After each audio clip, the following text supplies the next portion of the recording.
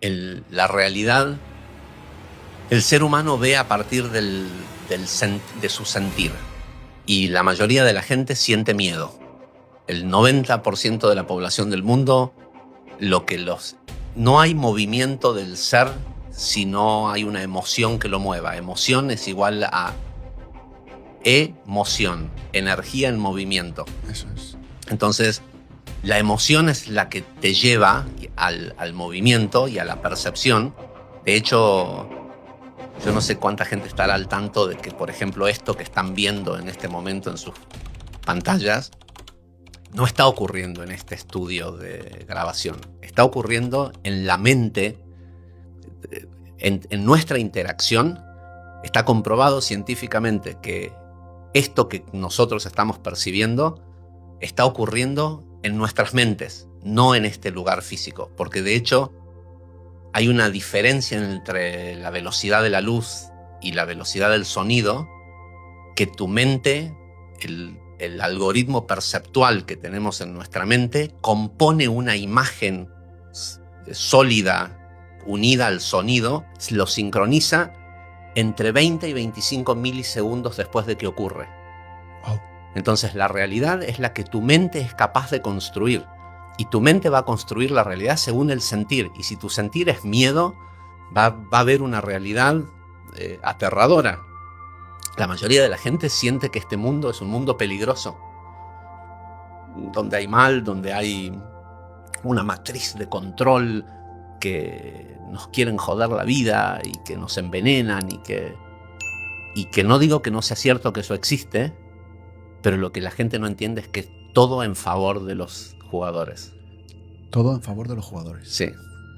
Wow. Porque los programadores de este juego tienen un trabajo que es hacérnosla difícil, porque nosotros los contratamos para que se cumplan determinadas narrativas, porque los seres que realmente somos seres estelares que venimos en proyección astral a meternos a este juego que sé que suena como una locura, pero 80 años de vivir una vida en la vida son un par de horas de donde nosotros venimos, ¿sí?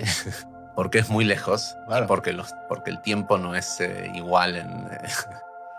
Lo que pasa es que esto no se podía develar hasta que no tuviéramos suficiente capacidad computacional para entender que es posible crear una realidad virtual. Yo estoy dando ahora un taller que una de las primeras cosas que le muestro a la gente es un video de Neil deGrasse Tyson, que es un doctor en astrofísica de Harvard, que lo entrevistan en un show de televisión y le preguntan, ¿puede ser cierto esto que se dice de que vivimos en una simulación dentro de otra simulación y otras?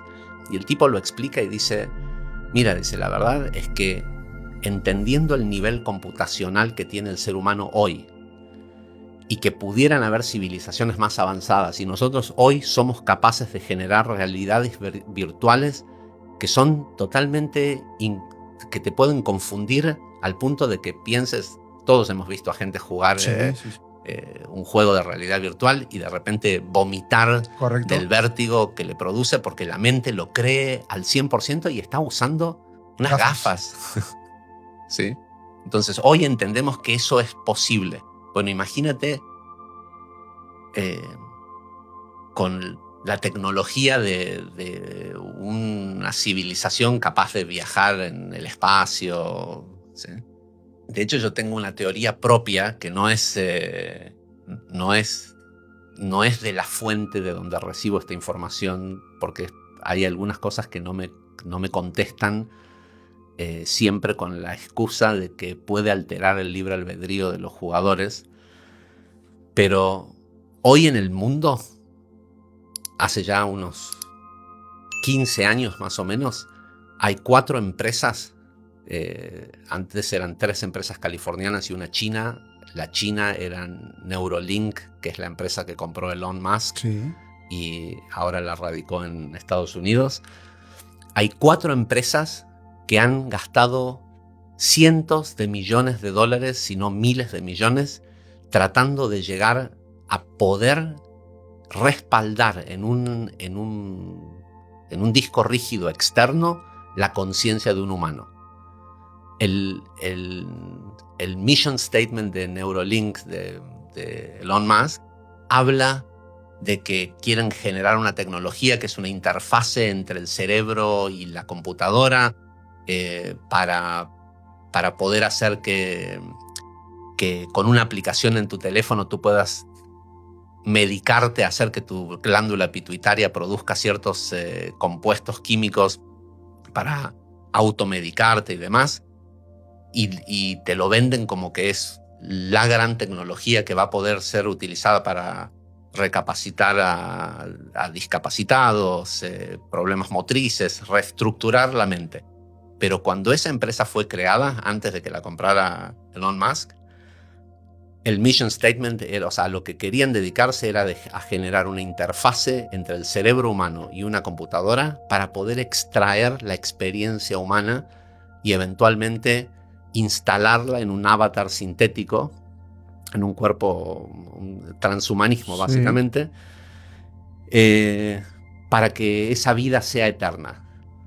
Entonces, ¿por qué no pensar? Hoy tenemos suficiente capacidad computacional sin tener computación cuántica. Estamos solo hablando de inteligencia artificial que todavía no es generalizada y todavía no tenemos acceso, o tal vez ya existe, pero que la computación cuántica multiplicaría nuestra capacidad computacional en miles de veces, ya dejando la ley de Moore de la duplicidad de capacidad.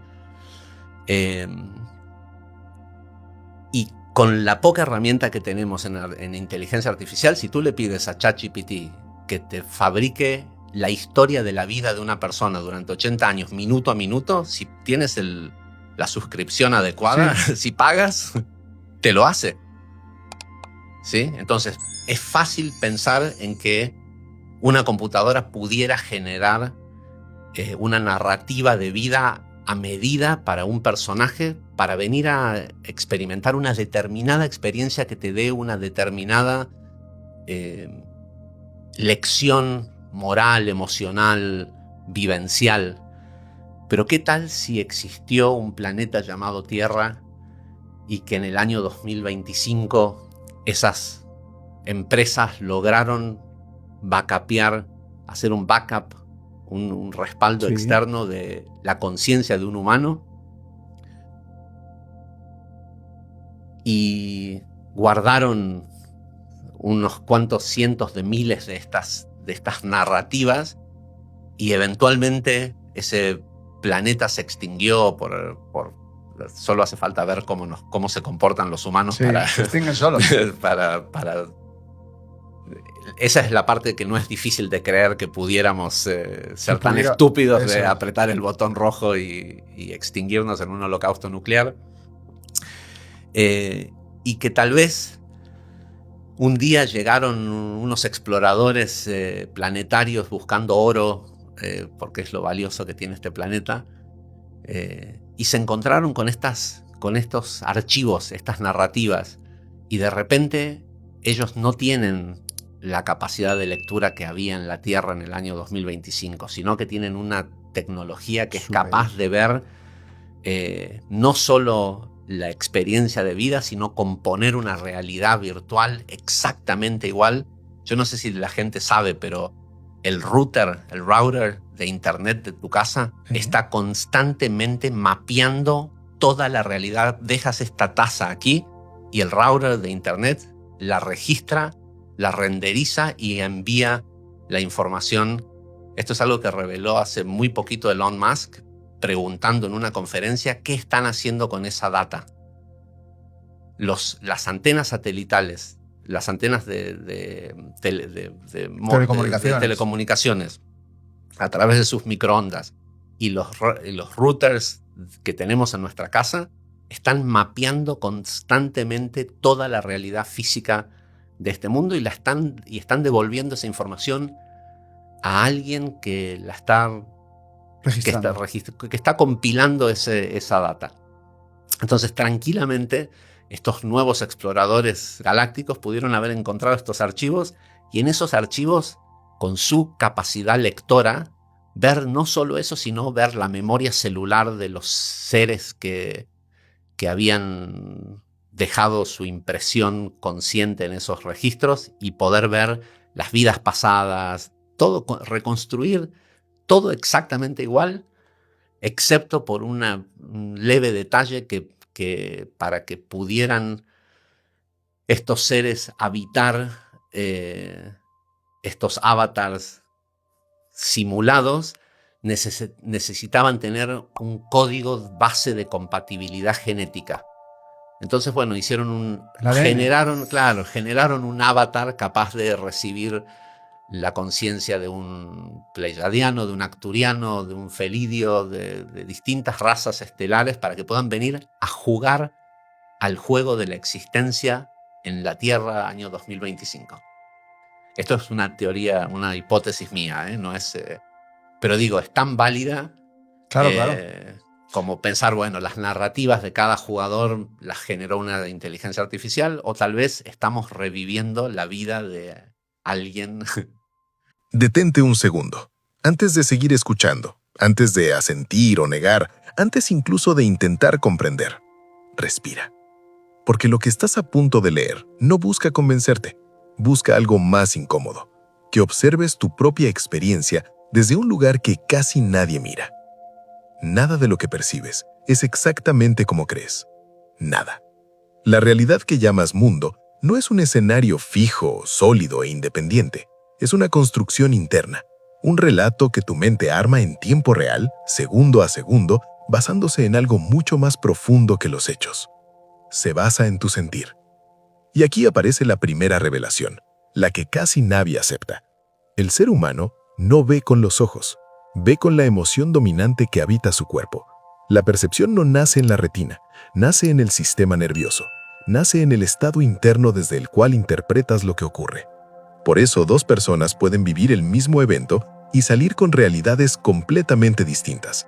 Para una fue una oportunidad, para otra fue una amenaza. El evento fue el mismo, la realidad no. La mayoría de los seres humanos vive dominada por una emoción base que rara vez cuestiona. Esa emoción no siempre se siente intensa, a veces es silenciosa, crónica, permanente, como un ruido de fondo. Esa emoción es el miedo. No el miedo evidente, el que aparece ante un peligro inmediato. Ese miedo es funcional, ese miedo protege. El miedo del que hablamos es otro. El miedo existencial, el miedo aprendido, el miedo heredado, el miedo que se filtra en pensamientos, decisiones y expectativas sin que lo notes. El miedo a no ser suficiente, el miedo a perder, el miedo al futuro, el miedo al caos, el miedo a que algo salga mal. Ese miedo no te grita, te guía. Y aquí ocurre algo fundamental. No hay movimiento sin emoción. No hay acción sin una energía que la impulse. Emoción significa exactamente eso, energía en movimiento. Lo que sientes determina cómo te mueves, y cómo te mueves determina la realidad que construyes. No reaccionas a la vida, la interpretas primero, y esa interpretación está teñida por tu estado emocional dominante. La ciencia moderna ha confirmado algo que durante siglos fue intuición filosófica y mística. Lo que percibes no ocurre ahí afuera de manera directa. Ocurre en tu mente. El cerebro recibe fragmentos de información, luz, sonido, vibración, y los ensambla con un pequeño retraso, creando una experiencia coherente. La realidad que experimentas es un montaje tan preciso que lo confundes con algo objetivo, pero no lo es.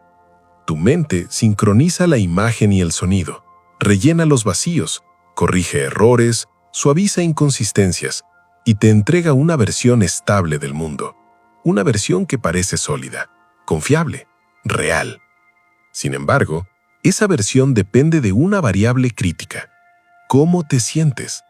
Si tu sentir es miedo, la mente construirá una realidad amenazante, un mundo peligroso, un entorno hostil donde todo parece confirmar que hay algo mal, que debes defenderte, que no estás a salvo.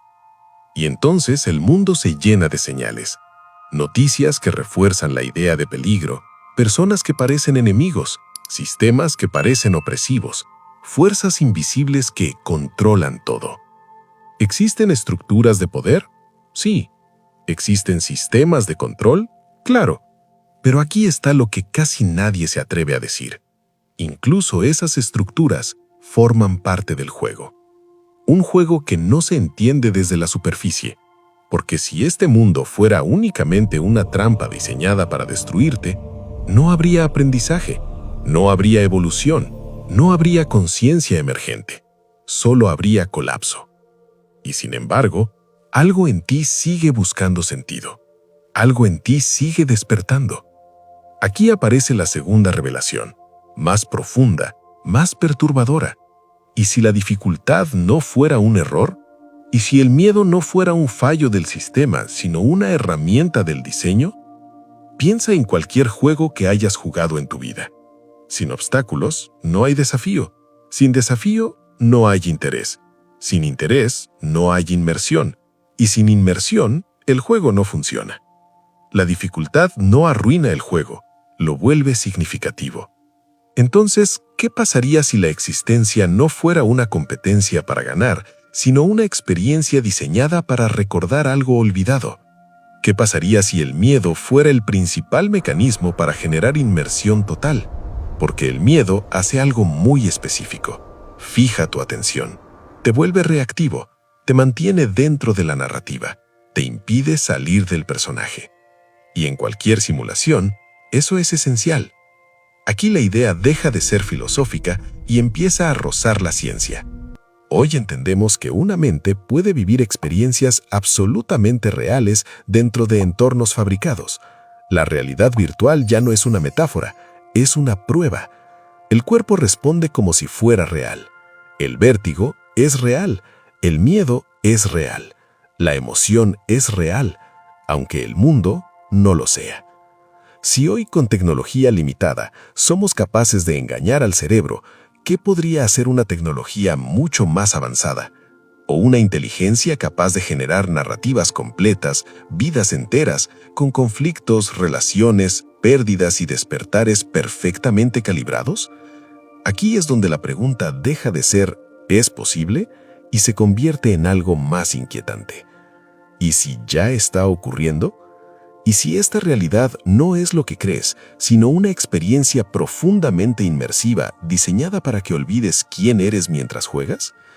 Y si es así, ¿qué papel juega el miedo en todo esto? Silencio. Porque antes de avanzar, antes de explicar el origen, la simulación y el juego, hay algo que necesitas responderte a ti mismo. Si el miedo desapareciera de tu experiencia interna, ¿seguirías viendo el mismo mundo? ¿O empezarías a ver otro completamente distinto? Si continúas aquí no es casualidad. Hay un punto en toda historia donde el espectador deja de escuchar por curiosidad y empieza a escuchar porque algo dentro de él reconoce la verdad antes de entenderla. Este es ese punto. Porque si aceptamos, aunque sea por un instante, que la realidad no es fija, que no es objetiva, que no es tal como la vemos, entonces una pregunta inevitable emerge.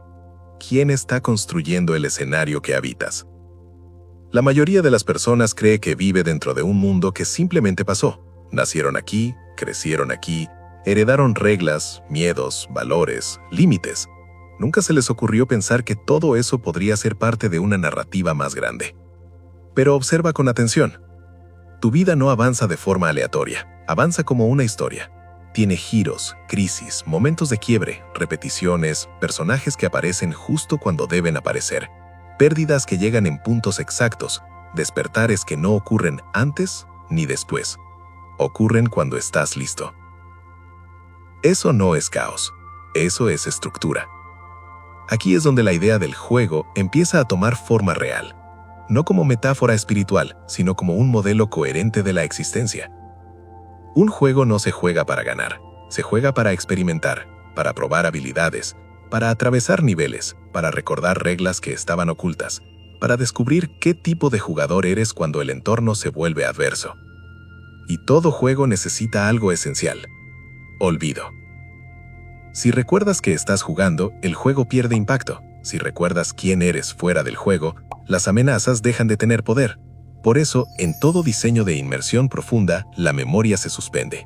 Olvidas el origen, olvidas el propósito, olvidas que entraste voluntariamente. Y entonces aparece el miedo. El miedo no como castigo, sino como ancla, como pegamento narrativo, como fuerza que te mantiene dentro del personaje. El miedo te hace creer que esto es todo, que no hay salida, que no hay nada más allá. Y cuando lo crees, juegas en serio. Aquí ocurre algo clave. El miedo no solo reacciona a la realidad, la produce. Cuando sientes miedo, tu atención se estrecha, tu percepción se vuelve selectiva. Empiezas a notar únicamente aquello que confirma el peligro. Tu mente deja de explorar, empieza a defenderse. Y así, sin darte cuenta, refuerzas la misma narrativa una y otra vez. Un mundo peligroso, un sistema hostil, un futuro amenazante. Pero mira esto con honestidad brutal. ¿Qué pasaría si el miedo fuera parte del diseño del nivel en el que estás jugando? No para destruirte, para presionarte. Porque solo bajo presión el jugador evoluciona. Solo cuando el entorno parece injusto aparece la pregunta correcta. ¿Y si esto no es lo que parece? Durante siglos esta idea habría sido imposible de sostener. No teníamos el lenguaje, no teníamos la tecnología, no teníamos el marco mental para entender algo así. Hoy, sí. Hoy vivimos rodeados de simulaciones, mundos virtuales, inteligencias artificiales capaces de generar historias completas, rostros que no existen, voces que nunca nacieron, biografías inventadas con coherencia total. Hoy sabemos que una narrativa bien construida puede engañar a la mente humana sin esfuerzo. Y aquí surge una posibilidad inquietante. ¿Y si tu vida es una narrativa inmersiva? ¿Y si la realidad que experimentas es una experiencia generada con un propósito específico? No necesariamente por una entidad malvada. Esa idea es infantil. Más bien por diseñadores de experiencias, por programadores de conciencia, por inteligencias, humanas o no, que entendieron algo fundamental. La mejor forma de enseñar no es informar, sino hacer vivir. Nadie aprende lo que le explican, aprende lo que atraviesa. Por eso tu vida no es cómoda, por eso no es lineal, por eso duele. Y por eso el miedo aparece una y otra vez justo cuando estás a punto de romper un límite interno. Pero aquí viene el quiebre real de esta historia. Si el miedo es parte del juego, entonces no es tu enemigo. Es la señal, el marcador, el indicador exacto del punto donde estás atrapado dentro del personaje. Cada vez que el miedo aparece con fuerza, señala un lugar donde olvidaste quién eres fuera de la narrativa. Y aquí ocurre algo extraordinario. En el momento en que observas el miedo, sin identificarte con él, el escenario cambia. No afuera, adentro. La misma situación, el mismo mundo, pero otra lectura. Eso es hackear la simulación.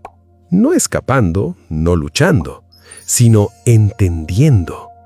Porque el sistema puede controlar escenarios, probabilidades, estímulos, pero no puede decidir por ti cómo interpretarlos.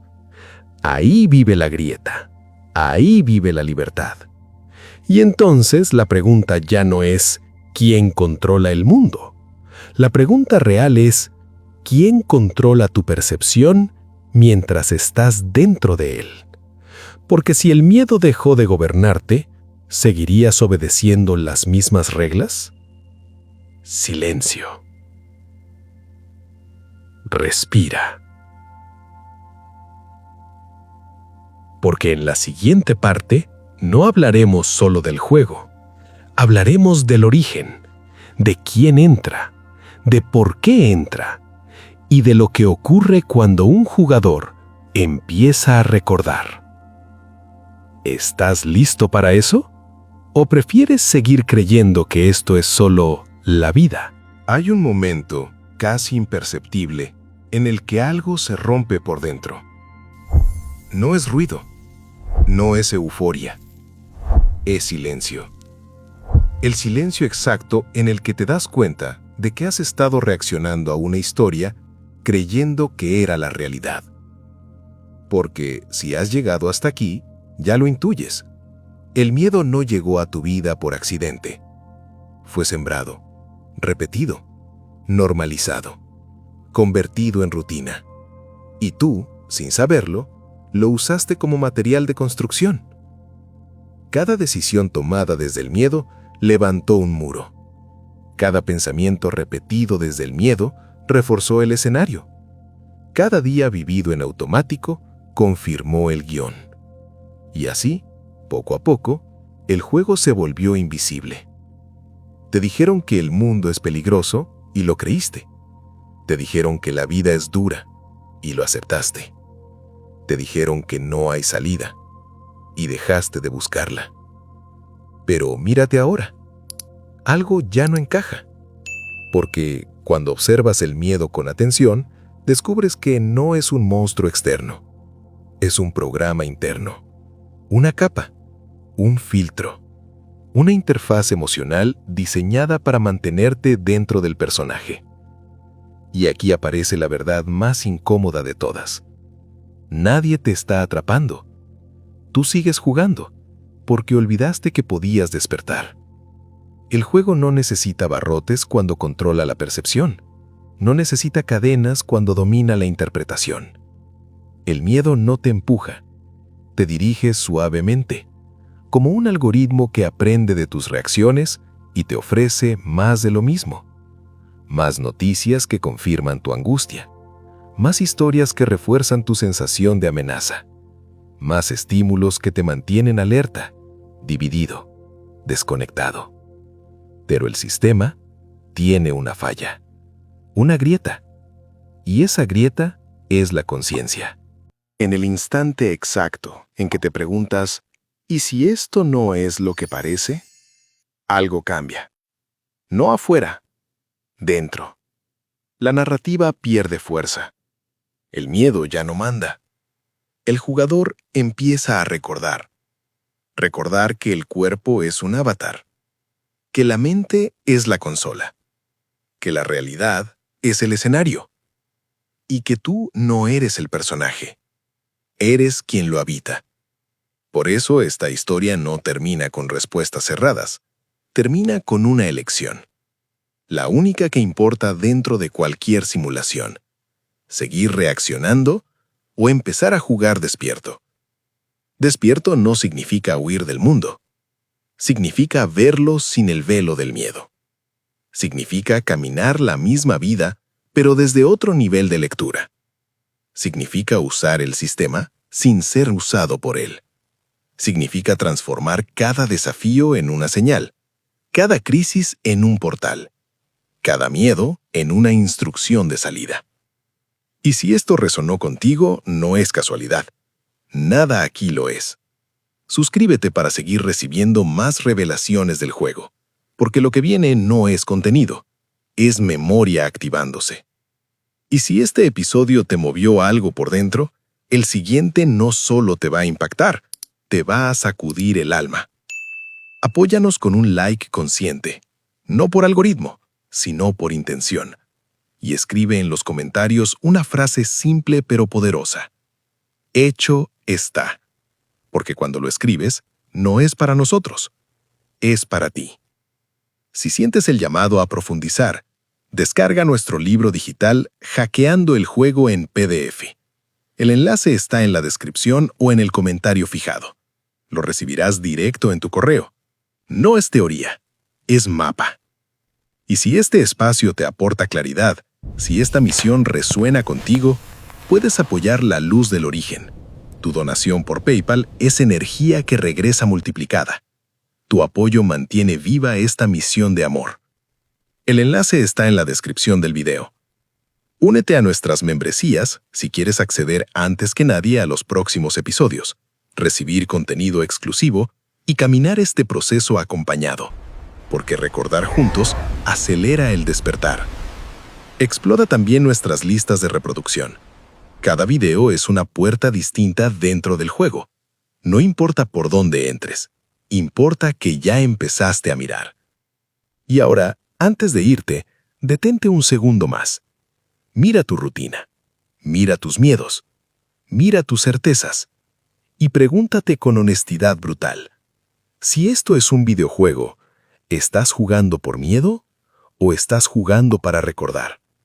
Porque el juego no termina cuando mueres, termina cuando hackeas el juego, despiertas y recuerdas. Silencio. Si llegaste hasta aquí, ya lo sabes. Escribe en los comentarios, hecho está.